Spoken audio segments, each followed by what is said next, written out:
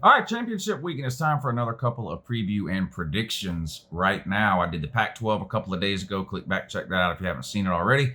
Earlier today, I did the Big 12 and the American, Memphis versus Cincinnati and Baylor versus Oklahoma. Coming up in this video, I'm going to do the Big 10 and the ACC. So we have a rematch, Ohio State versus Wisconsin, and then over in the ACC, we've got Clemson taking on Virginia. Virginia winning their division for the first time in forever, beating Virginia Tech last week for the first time in 15 years, earning their right to Charlotte to take on Clemson. So I'm going to talk about those two games today. And I know what you're thinking about those two games, Ohio State, Wisconsin, Clemson, Virginia.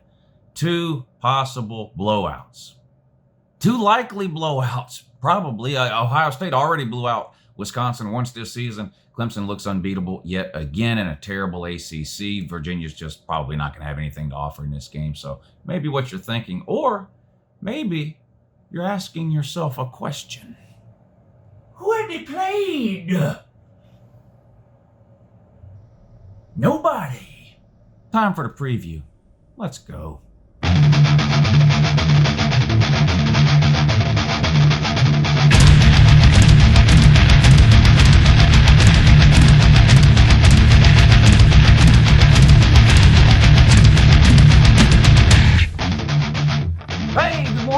It's Uncle Lou here. Yeah, that's right. It's me, Uncle Lou, live for you on LouTube today. Thanks for watching. I really appreciate it. Also, in addition to that as well, subscribe to this channel if you're not already. I post college football videos almost every single day of the year, and sometimes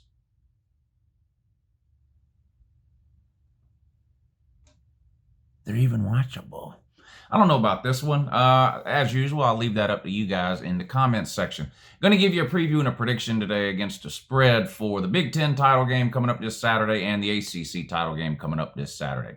Ohio State versus Wisconsin, Clemson versus Virginia. And as usual, all the numbers I use in this video, the lines, the odds, the point spreads, the over-unders, the money lines, all those kinds of things are going to come straight from the website over at betnow.eu. This is the second year in a row I've been lucky enough to work with the good people over at betnow.eu. There's a link in the description of this video. If you click that link, it'll take you over there and you can get yourself signed up for an account. They've given me a promo code to let you guys use. It's Uncle Lou. One word, Uncle Lou. Enter that promo code when you get signed up over at BetNow, and they'll give you some free money. Whatever you deposit, they'll add a bonus to that for you. Listen, I read the comments. I read every comment that gets left on this channel, mostly.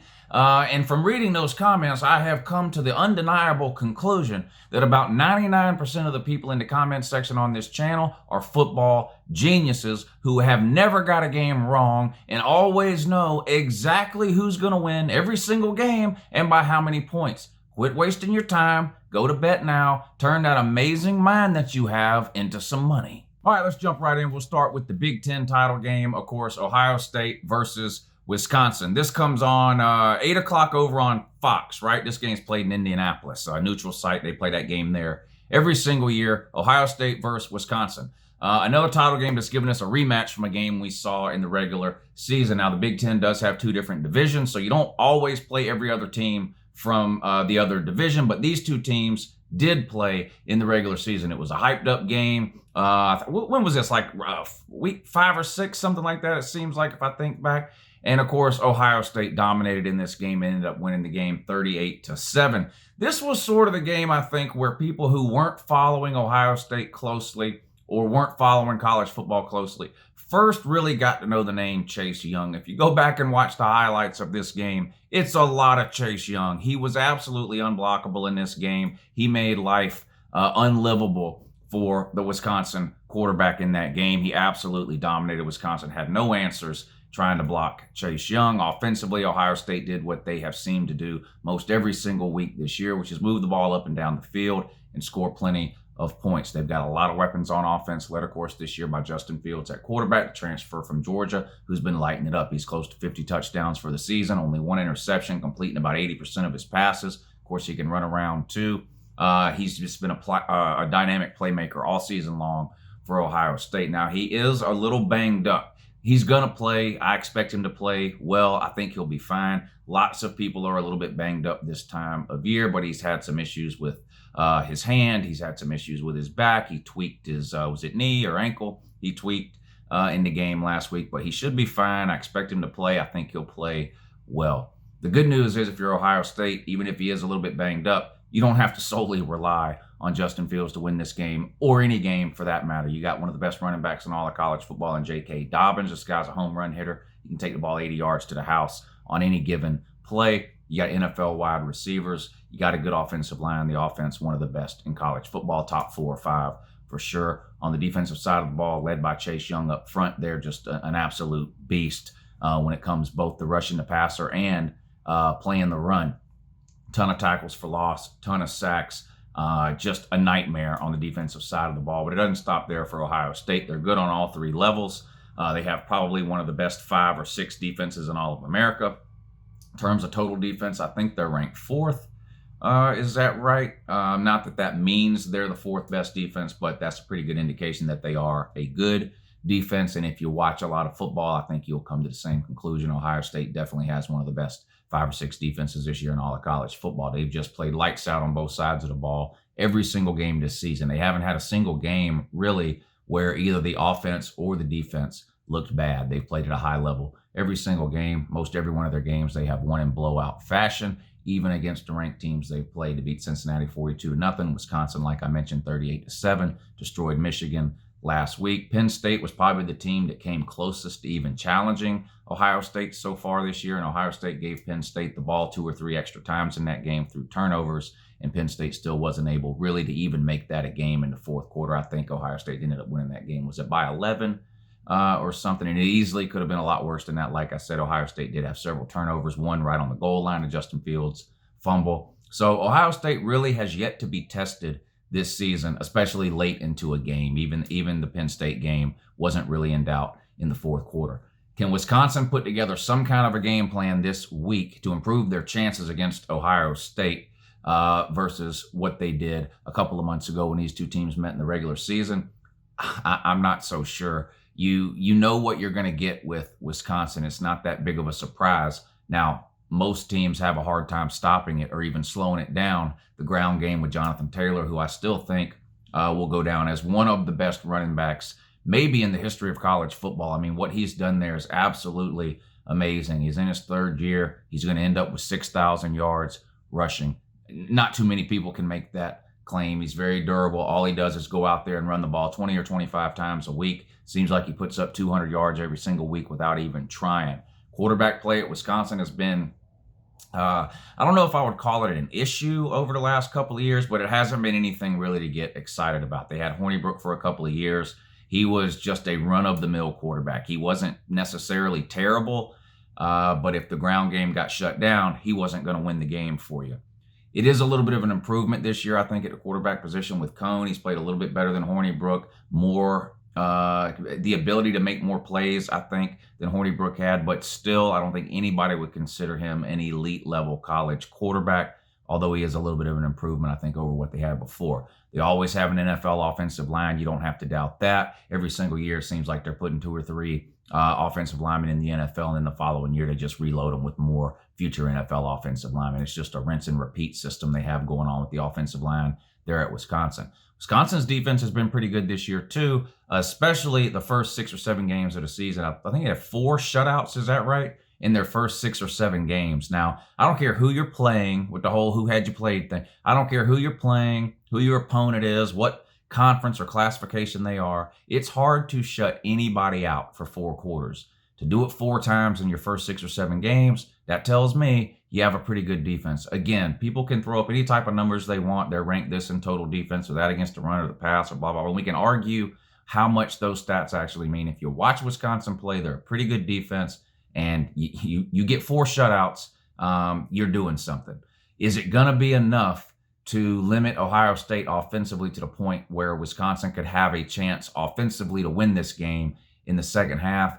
I don't think so. I haven't seen anything from Wisconsin over the last 2 or 3 weeks that tells me they've gotten better enough since that drubbing they took to Ohio State a couple of months ago to turn it around and actually beat a red-hot Ohio State in this game. I just don't see it happening. There was a lot of people in college football this year, I think, who weren't paying that close of attention to Ohio State. And they were sort of under the impression that, well, this is just the same Ohio State team we've seen the last couple of years, and eventually they're going to disappear in a game and get drubbed like they did last year against, I think it was Purdue, and the year before that against Iowa. This is not that Ohio State team, particularly on defense. That's really been the Achilles heel for Ohio State the last couple of years, has been their defense, and their defense is light years better this year than what it has been the last couple of years when they lost those regular season games and gave up a ton of points to teams like Iowa and Purdue. That's not the defense that Ohio State is putting on the field this year. Ryan Day, in his first year as head coach, succeeding Urban Meyer, has done a good job. It's looking just like the Lincoln Riley thing, really, right? Bob Stoops steps down. Oklahoma didn't miss a beat promoting offensive coordinator Lincoln Riley. Ohio State has followed the same blueprint and has had pretty much the same amount of success here year one. They're undefeated. I don't expect that to change this week in the Big Ten title game.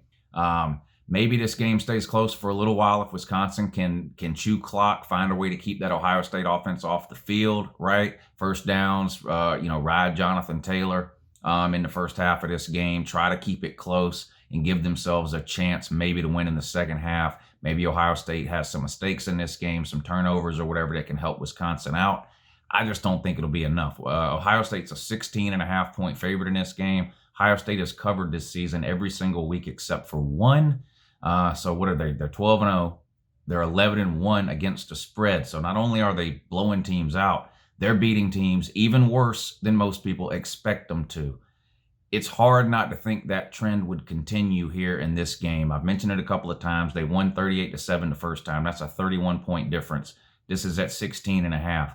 I definitely think Ohio State can win this game by 17 or more, which would cover. I can see Ohio State getting up into the 30s, maybe even the low 40s in this game. And I just don't know if Wisconsin can get into the 30s, which is probably what it would take for them to cover here. I'm going to take the favorite again here. I've been taking a lot of favorites in these preview videos for these championship games. So spoiler alert. Come here. Let me tell you something. Come here. Come here. After this video, I'm going to do the SEC preview video. I'll be taking the underdog in that game. Give me the Buckeyes late at 16.5. All right, on to the ACC, Clemson and Virginia. This game is not worth watching. Let's just be real. I do want to give a shout out and credit to Virginia this year. They had a great year. I've been talking about Bryce Perkins since the offseason, the quarterback at Virginia, and how he was probably going to be the second best quarterback in the ACC this year. And he is a dynamic playmaker, particularly with his legs. I like Virginia's defense. They will hit you. They're physical.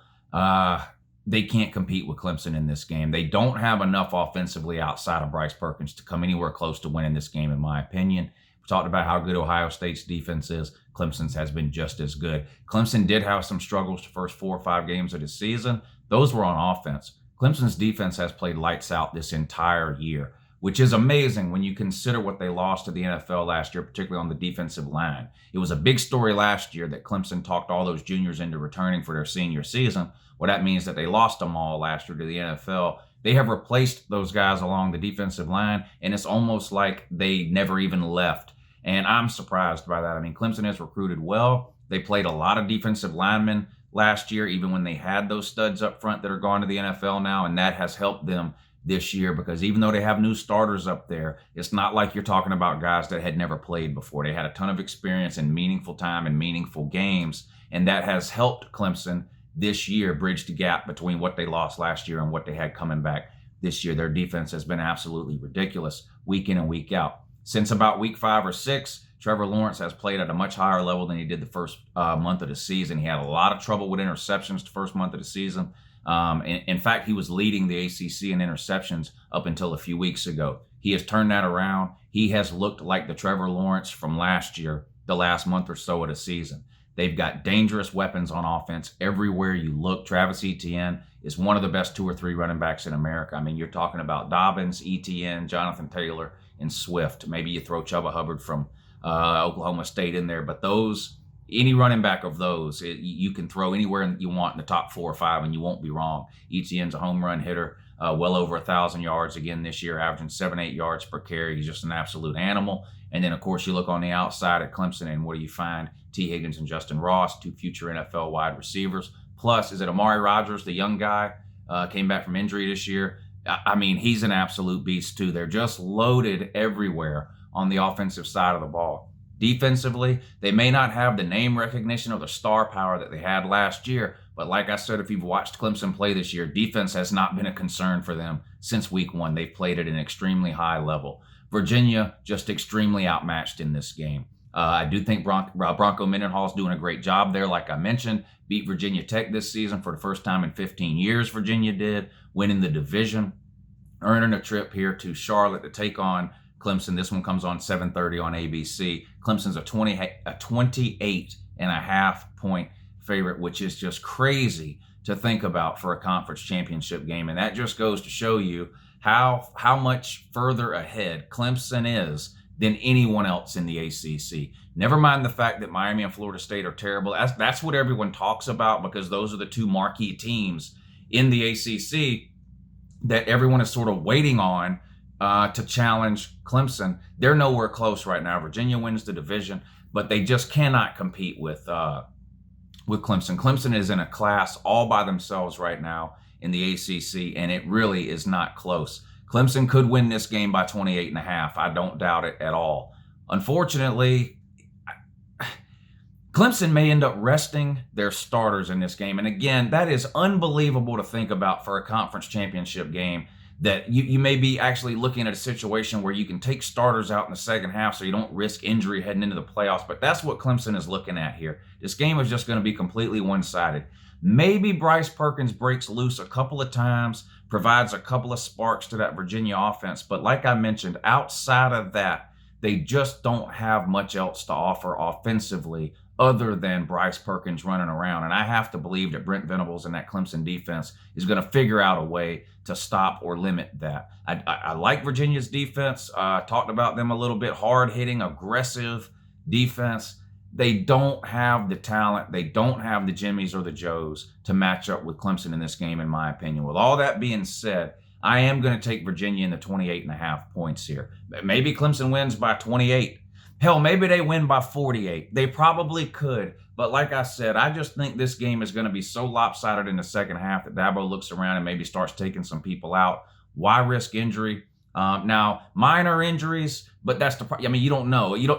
First of all, you don't know if players are going to get injured or not.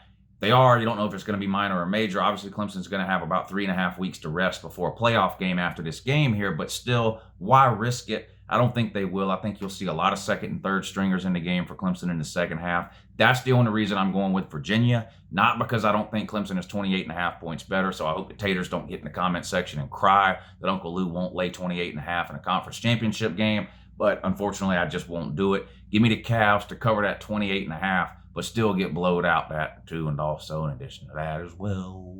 There you go. The Big Ten and the ACC previews are in the books. That means we have done the Pac-12. That was on a video a couple of days ago. You can click back and catch that if you haven't already.